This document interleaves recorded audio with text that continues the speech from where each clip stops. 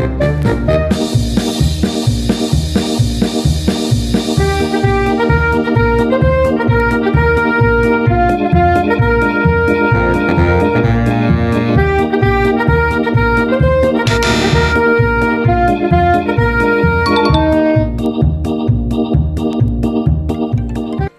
sample presentation you just witnessed utilizes an animation trigger using Microsoft PowerPoint.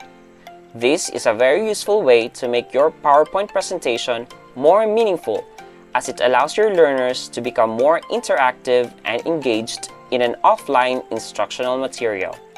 Hello teachers, I am Teacher Gerald, and today we will be using an animation trigger to create a more interactive and engaging PowerPoint presentation for our learners. Before everything else, you first need to prepare all the objects you will be needing in your PowerPoint presentation. These objects could be audio files, video files, pictures, etc. that are essential for you to make your presentation creative and fun. For simplicity, in this example, I will only be using an audio file for the correct and wrong answers, shapes to contain the choices, and a checkmark image to show that the answer is correct. You may use more objects as needed. There are two essential things you must be acquainted first before animating anything. One is the animation pane. The animation pane will greatly help you organize and map out the animations you used in a specific slide. Two is the selection pane. Here, you will see all the objects you have placed on your slide. It is here that you can rename the objects to make inserting an animation trigger much easier and for selecting objects much faster. Let's begin by changing the name of each object. Starting with the audio files, let us rename the audio file for the correct answer to Correct Answer Sound, and the audio file for the wrong answer to Wrong Answer Sound. You may rename yours differently. Next, let us rename the rounded rectangular objects to their appropriate letter of options. One will be for option A, one for option B, one for option C, and one for option D.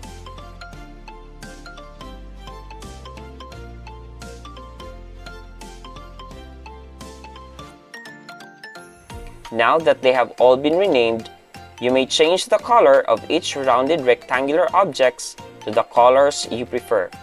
For this example, I will use red for option A, orange for option B, green for option C, and blue for option D.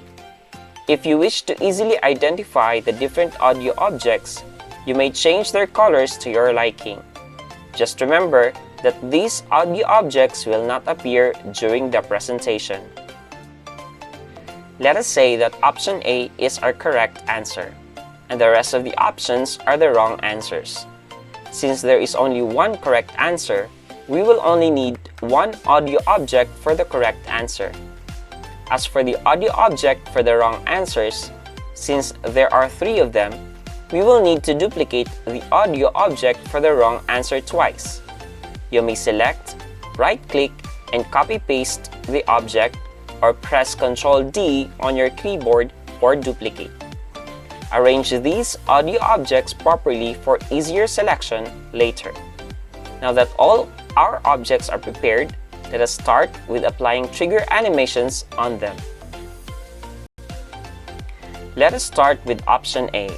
What we want is for the audio for the correct answer to play when the rounded rectangular object for option A is clicked. To do this, select the audio object for the correct answer and go to the Animations menu. Select Trigger and then on click of, choose A. What this does is when option A is clicked, the audio for the correct answer will play. Make sure that both animation and selection panes are visible on your screen. Also, make sure that all audio objects animations are set to on click so that they won't play prematurely when the presentation is played. Let's check our progress so far. If all is good, let us proceed to the rest of the options. Again, select the audio for the wrong answer. Go to Animations, select Trigger, on Click All, and select the incorrect options. Do this for the rest of the options.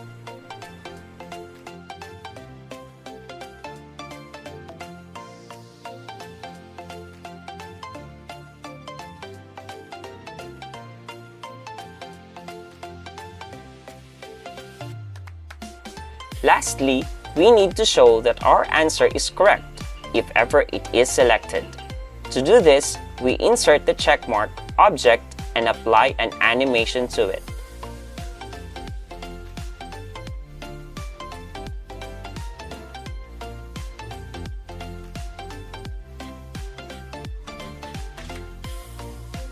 Then, we need to move the animation of the checkmark to the group where the animation for the correct answer is. Just drag the animation of the checkmark to that group and you're done. This next step is optional.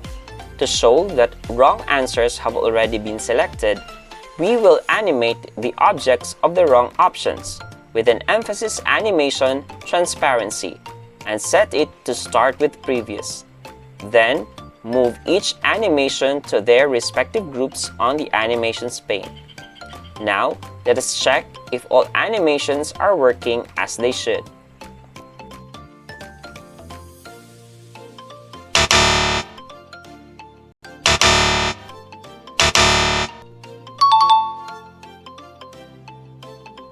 And that is the end for this simple tutorial on the use of animation triggers in PowerPoint presentation. I really hope this will become very useful in your lessons, especially when internet connectivity is hard to come by. Once again, I am Teacher Jarrod, and I'll see you on the next one. Stay safe and thank you for watching.